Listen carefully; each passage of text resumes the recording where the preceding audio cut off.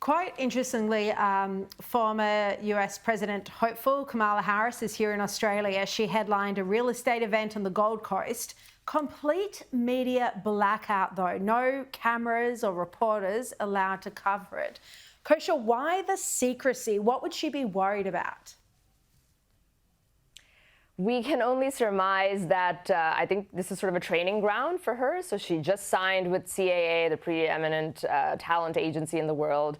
And this is her first major paid gig out of the gate, coming all the way to the other end of the world, speaking at this conference, and I think sort of just warming up, if you will, for probably a $200,000 to $300,000 speaking fee career that she's going to pursue, among other things. And, she's well known to not be the best speaker, not great at thinking on her feet from potentially adversarial media or scrutinous operatives or reporters in the media. And I think she's just giving her curated, stage-managed speech until she figures out what her new brand is going to be. Just quickly before you go, Jake Tapper's new book, as we've been talking about in the show, details Biden's mental decline. I mean, there are so many stories now coming out. Another example is a staged town hall event that was so bad the campaign couldn't even use any footage from it. So, Kosha, I bring this up again because this looks like a deliberate cover-up that was seriously misleading voters. 100%. And there's a lot of these Johnny-come-latelys coming out now because the election finished. We've seen the result.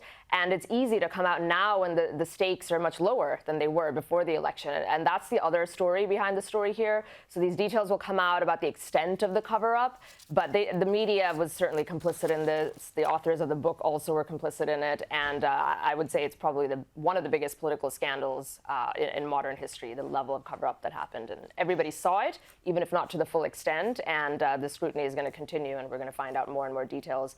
With each one, the picture looks worse.